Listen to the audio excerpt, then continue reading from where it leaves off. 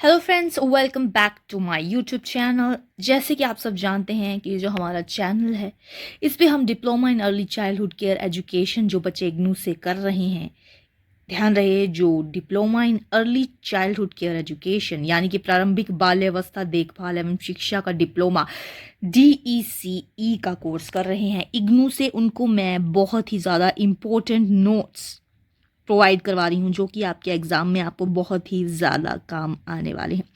तो जी हाँ, DECE जो हमारा 1 का पेपर है वो बहुत ही क्रूशियल रहने वाला है। उसका मैं एक बहुत ही ज़्यादा DECE 1 का बहुत ही इंपॉर्टेंट क्वेश्चन आपके आगे लेके आई हूँ। इसके आप नोट्स ज़रूर बनाइएगा। तो क्वेश्चन है आपका कि 3 वर्षीय 25 बच्चों के समूह के लिए 3 दिनों के लिए गतिविधियों की अनुसूची और उनका संक्षिप्त विवरण दीजिए। आपने जिन गतिविधियों की जिन गतिविधियों को आपने चुना है और जिस प्रकार से अनुसूचीबद्ध किया है उसकी पुष्टि कीजिए। तो ये 10 मार्क्स का क्वेश्चन आपको आ सकता है। MCQs टाइप में भी अगर पेपर आता है तो इसमें से आपको बहुत सारे MCQs आ सकते हैं। ध्यान से देखिएगा, समझिएगा, और प्रैक्टिकली भी जब आप एंटिटी किसी भी संस्था में दाखिल होते हैं एज अ टीचर तो भी आपको इससे बहुत हेल्प मिल सकती है। नोट्स बनाना भूलिएगा, समझना मत भूलिएगा। तो सबसे पहले आपने इस तरह से चार्ट बना लेना है जिसमें आपने पहले समय लिख लेना है। 3 दिनों की योजना बनाने को कहा गया है और उसके बाद आपको पुष्टि करने के लिए कहा गया है। तो सबसे पहले हम योजना बना लेते हैं। 3 दिनों की योजना के लिए हमको पहले यहाँ पे जैसे आपको दिख रहा है, एज यू कैन सी, समय लिख देंगे आप। समय का एक कॉलम बना लेंगे, सोमवार, मंगलवार, बुधवार, और समय जब आप 9 से 9:30 बजे तक का लिखेंगे, इस तरह से आपने कॉलम बना लेना है। 9 से 9:30 बजे का समय जब आप लिखेंगे तो उसमें आपने पूरे सोमवार, मंगलवार, बुधवार में एक ही एक्टिविटी उस समय होती है। जैसे कि आपको पता है कि प्रेयर्स होती हैं, बच्चे पहुंचते हैं स्कूल में, प्रत्येक बच्चे से टीचर को बात भी करनी चाहिए, सभा का आयोजन करना चाहिए, लाइक प्रेयर का आयोजन करना चाहिए, और बाल कविताएं, जो उसके बाद जो बाल कविताएं होती हैं वो। तो सोमवार, मंगलवार, बुधवार को हमने इस टाइम पे यही करवाना है। उसके बाद 9:30 से 10 बजे तक आप क्या करवा सकते हैं, उनको बाहरी मुक्त खेल खिलवा सकते हैं। तीनों दिन आपने बाहरी मुक्त खेल, बाहरी मुक्त खेल, बाहरी मुक्त खेल का यही क्वेश्चन आपको घुमा फिरा के भी आ सकता है। मैं आपको सिर्फ एक फॉर्मेट दिखा रही हूँ जो कि बहुत ही इंपॉर्टेंट है। यहाँ पे आपको 4 दिन की भी बोल सकते हैं, हफ्ते भर की भी बोल सकते हैं, और यहाँ पे हमने सिर्फ 3 दिन का लेना है। तो इस तरह से आपने कॉलम बना लेना है जिसमें 9 से 9:30 बजे तक आपने बच्चों को प्रेयर का जो भी है वो यहाँ पे लिखा हुआ है वो आपने लिख लेना है बहुत अच्छे से। ये कर दिया आपने। उसके बाद 9:30 से 10 बजे तक आपने बाहरी मुक्त खेल, बाहरी मुक्त खेल, बाहरी मुक्त करवा दिया, खेल करवा दिया। 10 बजे से 11 बजे तक आपको बहुत सारे ऑप्शंस दिए गए हैं यहाँ पे। इनमें से आप कुछ भी लिख सकते हैं। जैसे कि सोमवार को आप पौधों को उगाने से संबंधित संरचित खेल क्रिया करवा सकते हैं। मंगलवार को आप करवा सकते हैं परियोजना से संबंधित क्रियाएं, और बुधवार को आप करवा सकते हैं परियोजना से संबंधित क्रियाएं। ठीक है। उसके बाद एक और ऑप्शन आता है कि पौधे कैसे उगाने हैं, पौधे कैसे उगाए जाएं, उस पर चर्चा की जा सकती है। मंगलवार को आप गमले में लगे पौधों की देखभाल पर चर्चा कर सकते हैं, और बुधवार को आप गमले में लगे पौधों की चर्चा कर सकते हैं। वैसे ही एक और ऑप्शन यहाँ पे इस तरह से दिया जाता है कि सोमवार को आप गमलों में बीज बो सकते हैं, बीज बोना सिखा सकते हैं बच्चों को। फिर मंगलवार को आप अल्पाहार के समय फलों और सब्जियों का सलाद बनाना आप सिखा सकते हैं बच्चों को, क्योंकि एक बहुत ही क्रिएटिव चीज़ है। तो सलाद बनाना आप सिखा सकते हैं बच्चों को, बहुत अच्छे से, बहुत इंटरेस्ट के साथ बच्चे करते हैं। जी हाँ। और बुधवार को आप का सेकंड ऑप्शन रहेगा 10 बजे से 11 बजे के लिए, क्योंकि ये सबसे पहला टाइम होता है, तो इसमें आप ज़्यादा क्रियाएं भी करवा सकते हैं। तो नज़दीक के स्थान में सैर के लिए भी आप ले जा सकते हैं बच्चों को, और वहाँ पे जो अगर फल दिखते हैं आपको, कोई पेड़ पौधे दिखते हैं या फल ही यहाँ पे लिखा हुआ है, आप पेड़ पौधे भी लिख सकते हैं, तो उन पर बातचीत भी करना, उनके साथ आप आरंभ कर सकते हैं। फिर आता है आपने एक और कॉलम बना देना है। इसी तरह से आपने फॉर्मेट जैसे मैं दिखा रही हूँ उसी तरह से आपने बना देना है। इसको स्कूल में भी आपको बहुत ही ज़्यादा काम आने वाला है अगर आप एज अ टीचर वर्क करते हैं। तो इस तरह से 11 बजे से 11:30 बजे तक आप अल्पाहार जो मिड डे मील होता है आपका, उसका टाइम टेबल आप बच्चों के लिए सेट कर सकते हैं। ठीक है जी। नेक्स्ट 11 से 11:30 बजे के बाद 11:30 से 12 बजे तक आप उनको कहानी सुना सकते हैं सोमवार के दिन। मंगलवार के दिन आप उनको कोई इंडोर गेम प्ले करवा सकते हैं, जैसे भीतरी मुक्त के इंडोर फ्री प्ले कुछ करवा सकते हैं। बुधवार के दिन आप बच्चों को भ्रमण के दौरान जो देखा है, जो उन्होंने किया है भ्रमण के दौरान, तो आप उस पर चर्चा कर सकते हैं कि बच्चों बताओ आपने क्या देखा। जी हाँ, उसके बाद 12 बजे से 12:30 बजे तक आप उनको भीतरी मुक्त खेल या नाटकीकरण या पेंटिंग या ड्राइंग करवा सकते हैं सोमवार के दिन। और मंगलवार के दिन आप उनको गीली मिट्टी के साथ खेलना, चित्रों वाली किताबें दिखाना, इस तरह की एक्टिविटीज़ करवा सकते हैं। और बुधवार के दिन आप उनको पत्तों और फूलों से पेंटिंग करना सिखा सकते हैं। जी हाँ, और 12 बजे जो है, 12 बजे से 12:45 तक ज़्यादातर जो है वो किंडरगार्टन्स जितने भी हैं या कोई भी प्ले स्कूल्स हैं उनमें छुट्टी हो जाती है। तो 12 से 12:30 जो 12:30 से 12:45 तक का जो समय है, 15 मिनट का समय है, वो वापसी का है, सोमवार को भी, मंगलवार को भी और बुधवार को भी। तो वापसी होगी यहाँ पे, जैसे कि आप देख सकते हैं, वापसी।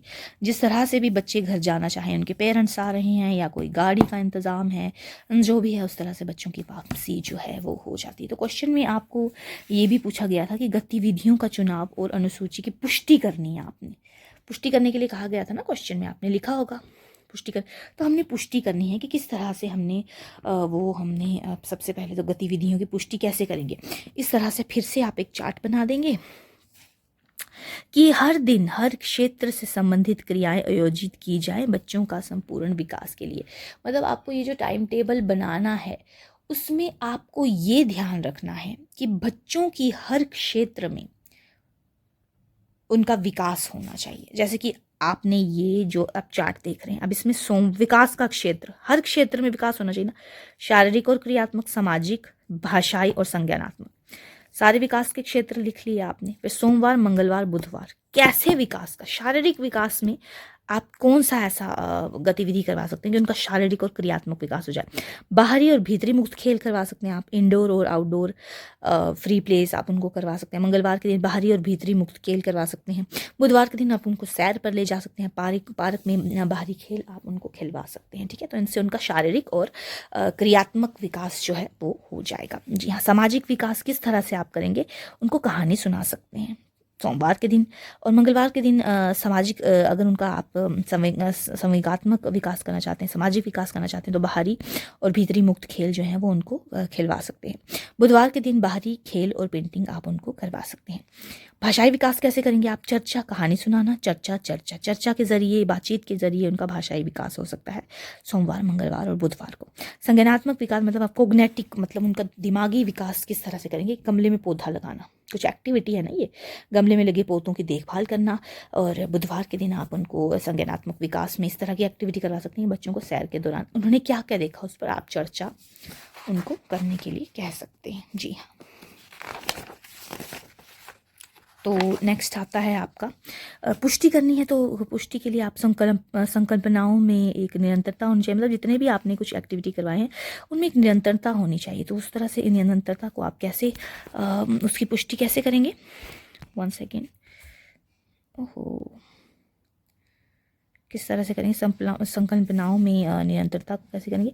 सोमवार को मैंने किस तरह से आपको बताना है कि किस तरह से निरंतरता रखेंगे आप। सोमवार को मैंने पौधों को उगाने के लिए संबंधित संरचित खेल किया। तो मैंने आयोजित किया था, जो सोमवार को मैंने पौधों को उगाने से संबंधित संरचित खेल किया, तो उनको मैंने इस तरह से आयोजित किया था कि उनमें एक निरंतरता हो। ठीक है, फिर सप्ताह के प्रत्येक दिन इसके विषय के संबंध में क्रियाओं को जारी रखा। जिस तरह अगर आपने उनको सिखाया है कि पौधे कैसे लगाते हैं, तो उसी विषय में आपने बात भी की, उनको आपने सिखाया कि इनकी देखभाल कैसे करनी है। तो इस तरह से एक निरंतरता आपने उसमें लाई। इस विषय से कक्षा में फलों का सलाद बनाने का विचार उभरा। भ्रमण द्वारा बच्चों को अपने इर्द गिर्द की दुनिया और कक्षा में हुई चर्चा के बीच संबंध को समझने में सहायता मिली। ठीक है जी, तो तीसरा पॉइंट आप लिख सकते हैं कि ऐसे ही आपने क्वेश्चन लिखना है, तो आपको पूरे 10 मार्क्स मिल सकते हैं। ठीक है, मैंने ऊर्जस्वी क्रियाओं के बाद शांत और विश्रामदेह खेल क्रियाओं को स्थान दिया। मतलब आपको ऊर्जावान उनको चीज़ें तो करवानी है, बड़ा ही एनर्जेटिक या फिर ऐसी कोई बहुत ही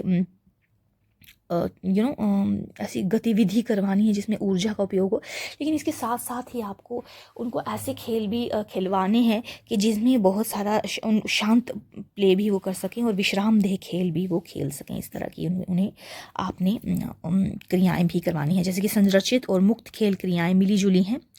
मतलब जो भी मैंने करवाया है वहाँ पे आपको विश्राम खेल भी मिल जाएंगे और ऊर्जावान खेल भी मिल जाएंगे।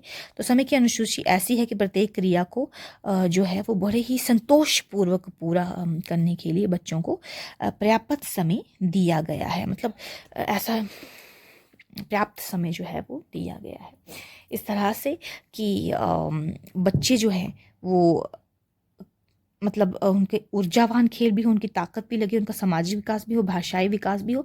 तो इस तरह के सारे विकासों को इस तरह से टीचर ने खेलों को स्टूडेंट्स को करवाया कि जो है वो बच्चों का हर तरह से विकास हो सके। इस तरह से उन्होंने बैलेंस बनाए रखा। ठीक है, तो निष्कर्ष लिखने से जो है वो आपका जो क्वेश्चन है आंसर जो है वो बहुत ही ज़्यादा इम्प्रेसिव लगता है। तो निष्कर्ष लिख देंगे एंड में कि सर्वांगीण विकास के सर्वांगीण विकास मतलब जो पूरी तरह से विकास है, उसमें सामाजिक भी आता है, भाषाई भी आता है, मानसिक भी आता है, संज्ञानात्मक भी आता है, कॉग्निटिव भी आता है। ये सब विकास आते हैं। कॉग्निटिव संज्ञानात्मक विकास एक ही होता है, दिमागी विकास इसे मानसिक विकास भी कहा जा सकता है। तो सर्वांगीण विकास को प्रोत्साहित करने के लिए विकास के प्रत्येक क्षेत्र के लिए कुछ खेल क्रियाओं को आयोजित किया गया है। दिन में बाहरी तथा भीतरी दोनों ही खेल क्रियाओं को स्थान दिया है। इस तरह से आप निष्कर्ष लिख सकते हैं। तो ये था आपका